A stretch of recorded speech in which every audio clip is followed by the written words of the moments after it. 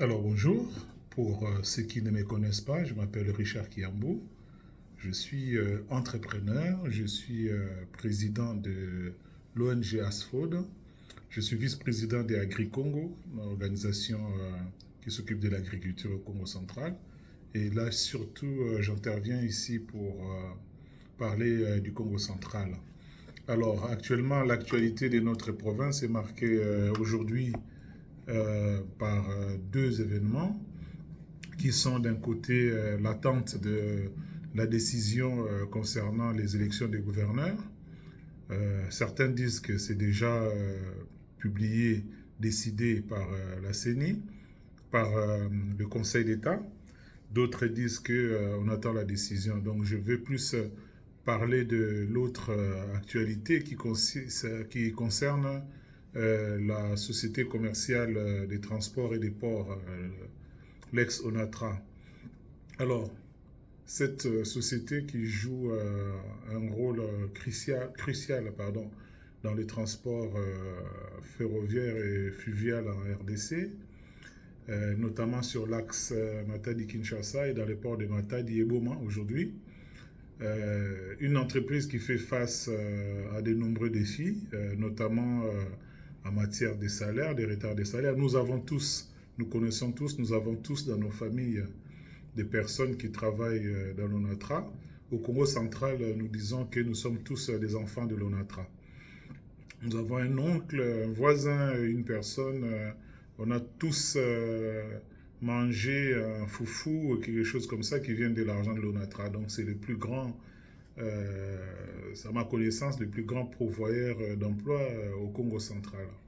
Alors il y a des nombreux mois accumulés de retard de salaire, pardon, et puis aussi il y a une concurrence accrue de transporteurs privés et des ports privés. Notamment, il y a aussi toute cette dégradation des infrastructures et puis un manque d'investissement criant. On n'a pas injecté d'argent dans cette entreprise depuis de nombreuses années, à ma connaissance.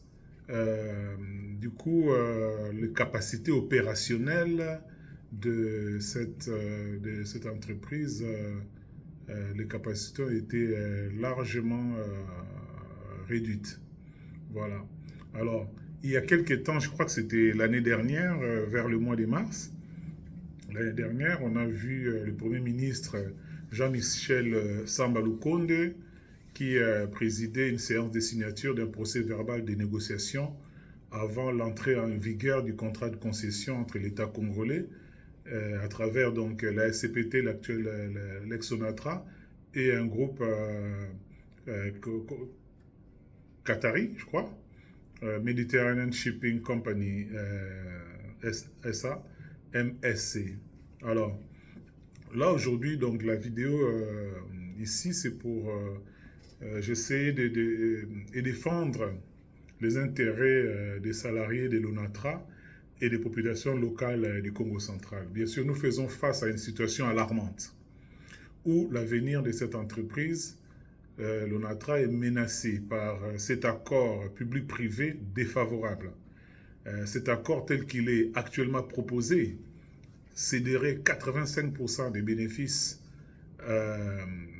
à une entreprise privée, ne laissant que 15% à l'ONATRA, soit une somme dérisoire qui représenterait 1 à 2 millions de dollars par an. Pourtant, cette entreprise génère actuellement, générerait, parce que je n'ai pas eu de documents, donc je parle des informations que nous avons tous lues, générerait actuellement entre 4 et 6 millions de dollars de revenus mensuels. Alors, je pense que nous devons nous unir pour demander à l'État de revoir cette décision et jusqu'à lui proposer d'investir lui-même dans la relance de l'ONATRA. Ce qui est important, il faut d'abord qu'on souligne l'importance de l'ONATRA pour la province du Congo central et pour l'économie locale. L'ONATRA est plus qu'une entreprise. C'est un pilier économique de la province du Congo central. Elle crée des milliers d'emplois directs et indirects et constitue une source essentielle de revenus pour de nombreuses familles. En cédant 85% des bénéfices à des investisseurs privés, nous risquons de voir des emplois menacés par des licenciements massifs. Parce que ces investisseurs, eux, ils n'ont pas d'état d'âme et ils ne viennent pas pour jouer.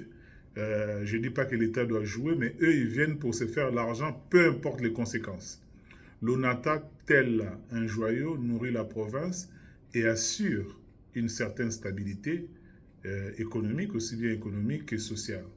Alors, voilà l'impact négatif du partenariat proposé.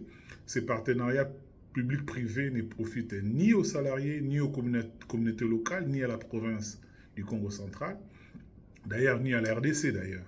Les 15% des bénéfices restants de l'ONATRA ne sont pas suffisants pour garantir sa viabilité à long terme, ni pour maintenir les investissements nécessaires à son développement. Une telle répartition des bénéfices est injuste et inéquitable parce qu'elle brade les richesses de notre province à des investisseurs privés. Céder la majorité des revenus à une entreprise privée étrangère revient à brader nos ressources nationales pour un montant insignifiant. Pardon. Il y a d'autres impacts économiques et locaux. L'impact économique et local, ce que moi j'appelle ici une injustice économique liée à cette perte de revenus. L'ONATRA génère, on nous dit, entre 4 et 6 millions de revenus par mois. En cédant une grande partie de ces revenus à des investisseurs privés, la province du Congo central risque de perdre une source de financement essentiel pour le développement local et les services publics. Il y a aussi cet impact que j'ai souligné tout à l'heure sur les emplois locaux, et c'est un impact qui est également préoccupant. La privatisation pourrait entraîner des licenciements massifs, je dis bien, aggravant la situation économique déjà précaire de nombreuses familles dépendant de l'UNATA pour leur subsistance. Alors, il y a une alternative. L'alternative, c'est l'investissement public. Plutôt que de céder une part écrasante de notre entreprise à des intérêts privés, nous demandons à l'État de prendre ses responsabilités et d'investir directement à l'ONATRA. Un investissement, on dit de 200 millions, et pour être exact, on nous parle de 207 millions, permettrait non seulement de moderniser et de développer l'infrastructure de l'ONATRA, mais aussi de préserver et de créer de nouveaux emplois. Ces investissements permettraient de restaurer les infrastructures, d'accueillir de nouveaux équipements et d'améliorer la compétitivité de l'entreprise vis-à-vis des acteurs privés. Bien sûr, il faut avoir aussi des recrutements qui vont avec, parce que quand on fait les nominations à la tête de ces entreprises, pour des raisons politiques, on ne tombe pas sur de bons gestionnaires. Il y a des bons gestionnaires. Nous sommes des bons gestionnaires. Nous travaillons pour des sociétés étrangères à l'étranger à qui nous faisons gagner l'argent. Donc, il y a un certain nombre de Congolais que si ces entreprises recrutent sur concours, vous pouvez faire un recrutement en passant par une entreprise neutre étrangère, que vous payez un consultant pour recruter des gens qui peuvent vraiment conduire cet investissement de 207 millions de dollars pour l'ONATRA. Cet investissement contribuera à une croissance durable et à un développement de la région. Un investissement public massif renforcerait la capacité de l'ONATRA à servir efficacement les besoins en transport du pays, tout en assurant la pérennité des emplois qui existent et en créant de nouvelles opportunités. Parce que laisser partir l'ONATRA aujourd'hui à des mains des privés, c'est courir des conséquences sociales et sécuritaires. Chômage et injustice sociale. Le contrat proposé risque de mettre de nombreux employés au chômage, je souligne, aggravant ainsi la pauvreté et l'insécurité dans la région, dans la province. La perte d'emplois stables pour des milliers de familles pourrait conduire à une augmentation du banditisme et des troubles sociaux. Comme il y a je crois que il y avait le député juif Manyanga qui l'a souligné dans un article écrit par notre ami Eric Boué de la province du Congo central dans sa page Asprov Congo central. Préserver la stabilité locale en maintenant l'ONATRA sous contrôle public, nous pouvons assurer la stabilité économique et sociale de la région, évitant ainsi les conséquences néfastes de la privatisation sur notre sécurité. C'est aussi un gage de contrôler les ressources stratégiques. C'est un contrôle des ressources stratégiques. C'est aussi un gage, j'allais dire, de souveraineté. La concession de l'ONATRA à une multinationale représente une perte de souveraineté économique. En conservant le contrôle, 100% du contrôle de l'ONATRA, nous protégeons les intérêts nationaux et évitons l'exploitation de nos ressources par des entreprises étrangères. Nous ne pouvons pas continuer à brader nos ressources. Et ça, brader ces ressources va à l'encontre du vision du chef de l'État qui a toujours prôné une politique du peuple d'abord. On ne peut pas passer d'une politique du peuple d'abord à une politique de la rentabilité d'abord, bien que la rentabilité soit nécessaire, mais il faut pas oublier que certaines entreprises constituent un objet de paix sociale. C'est 200 millions de dollars pour une entreprise comme l'ONATRA, pour le relancer, pour notre pays, pour la RDC. C'est rien du tout, ce n'est rien du tout. Hein? Donc, il faut absolument que nous luttons, que nous essayons de convaincre l'État de préserver ce qui est pour nous, l'ONATRA, un patrimoine national. L'ONATRA représente un patrimoine national et sa privatisation, même partielle, pourrait conduire à une perte du contrôle total sur un secteur d'activité. Il est crucial que l'État conserve une majorité s'il veut faire intégrer quelqu'un, ce serait dans une intégration minoritaire. On ne peut pas céder au chantage des investisseurs. C'est nous qui avons l'outil, qui contrôlons, qui devons dicter les règles. Si vous calculez 207 millions, vous ne calculez pas le nombre d'emplois que ça crée, ça ne représente que quelques centaines de dollars ou quelque chose comme ça par emploi créé ou par emploi maintenu. Donc c'est crucial. Ça ne demande pas des milliards, ça demande quelques millions. Ce n'est rien. Ces sommes, quand on entend des sommes qui sont dépassées par ailleurs dans notre pays pour des choses moins importantes. Hein. Les infrastructures de transport sont essentielles pour le développement économique à long terme.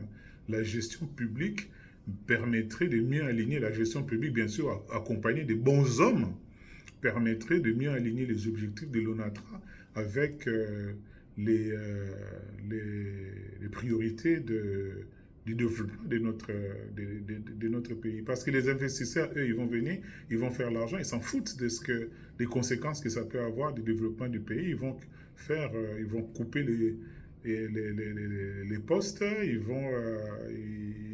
s'en foutent des conséquences parce qu'eux, ils ne vont pas vivre dans nos cités, ils ne vont pas vivre parmi nos populations. Hein. Nous exhortons donc les représentants de l'État à écouter la voix des salariés, des syndicats et des populations locales. Nous vous demandons, s'il vous plaît, de ne pas brader notre joyau qui est l'ONATRA, mais de prendre des mesures courageuses et nécessaires pour investir dans son avenir. Un investissement public de 207 millions et non seulement une décision économiquement judicieuse, mais aussi un acte de justice, un acte de courage, un acte de responsabilité envers les populations et les générations futures. Nous devons ensemble défendre notre patrimoine, notre économie locale et l'avenir de nos enfants, de nos petits-enfants. Ne laissons pas les intérêts privés dicter notre destin. Investir dans l'ONATRA pour un Congo, c'est investir pour la prospérité du Congo central et à l'avenir de ses enfants. Nous demandons donc au gouvernement de reconsidérer cette décision de concession, de privatisation, comme moi je l'appelle. Il est impératif de de protéger les emplois, de soutenir l'économie locale et de maintenir la souveraineté sur une infrastructure critique en investissement directement dans l'ONATRA, nous pouvons non seulement revitaliser cette entreprise vitale, mais aussi garantir un avenir prospère pour la province du Congo central et la République démocratique du Congo dans son ensemble. Nous devons donc lutter pour préserver ce patrimoine national, pour l'avenir de nos familles. Comme je disais au début, nous avons tous une famille, nous avons tous un membre, un voisin qui travaille pour l'ONATRA. Donc il est vraiment crucial de reconsidérer la décision de céder l'ONATRA à des intérêts privés. Nous demandons au gouvernement d'investir directement dans cette entreprise pour garantir sa pérennité, protéger les emplois et assurer la stabilité économique et sociale de la province, de la région. Un investissement de 200 millions de dollars, donc je disais, est un choix judicieux et nécessaire pour l'avenir du Congo central. Donc moi je dis non à ces contrats injustes et je dis oui à la défense de notre patrimoine national. Je dis oui à un Congo où les ressources nationales investies bénéficient à tous les citoyens. Et je vous remercie. C'était ma contribution. C'était donc Richard Kiyambo. À très bientôt.